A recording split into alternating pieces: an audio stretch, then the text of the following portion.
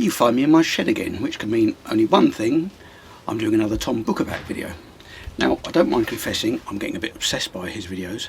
They're just in the sweet spot for me, like a good celebrity chef using ingredients you've used yourself for years, but the way he's putting it together, you not only want to eat his food, you want to try and learn how to cook it yourself. So what I've done, I've transcribed what Tom did on Corona lesson 15.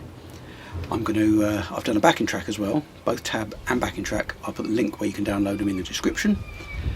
I'm going to play along with the backing track, my own kind of version of it, and then I'm going to go over the transcription bar by bar, exactly what Tom did. I've still got no electricity in this shed, so I'm going to have to go back into the studio to do it. So I'll see you back inside.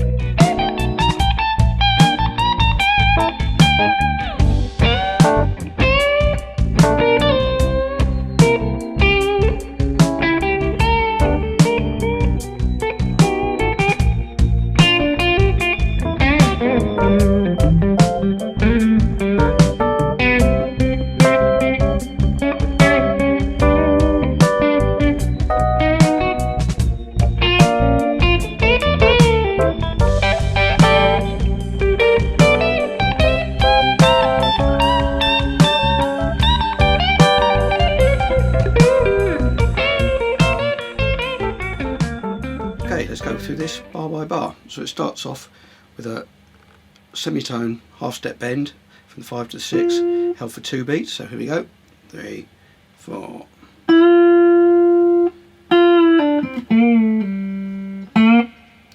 So he pulls that little bend on the 1 and.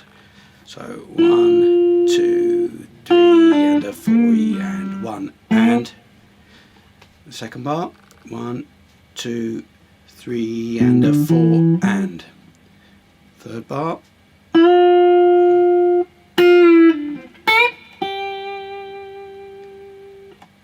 Fourth bar, 1 and a 3, 4, 1. Now this next bar, this is a tricky stretch. My hands aren't that big, so I find this one a bit tricky. But he's playing the G on the bottom string and then playing with his third finger on the 6th fret, 2nd string, and then with the little finger, 7th fret on the 4th string. So it's so 1, 2, 3, 4. Then on the 4 and 3, 4. Next bar he does this kind of slide down. It's a little triplet thing. So 3, 4. So the end of that bar, you're Okay, so the next bar, 3, 4. So those last two, that third beat, it's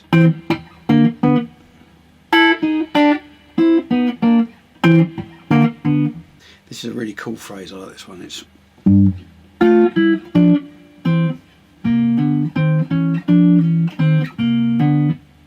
so that is on the downstroke of the next bar. So that next bar, 3, 4.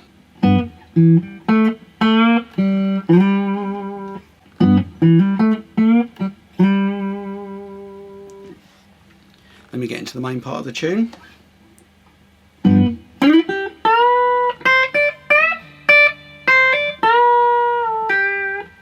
It's a nice phrase. So 3, 4.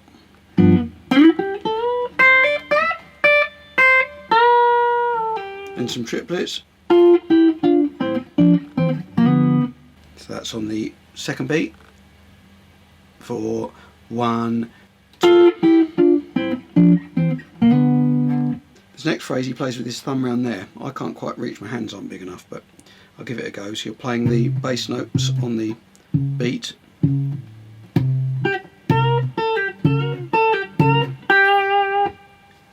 The next phrase, it starts on the 1 and 3, 4, 1 and. The next bar. And then on the video he kind of plays a note like that and looks a bit shocked as if that wasn't what he meant to do. So to me it sounds like it's a kind of D11 chord, so that's what I've written it as. That isn't actually what he plays, but it leads quite nicely into the next part, which is the kind of main riff, which is this.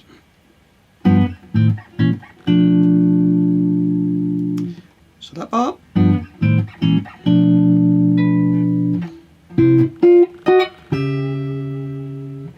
So you're doing that kind of, but you're moving the bass note. Then the next chord, it's a G chord, but it's with a D on the bass.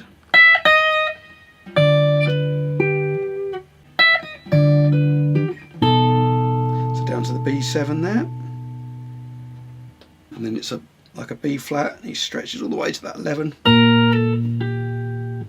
1 and 2, 3 and. Then it repeats the phrase again. And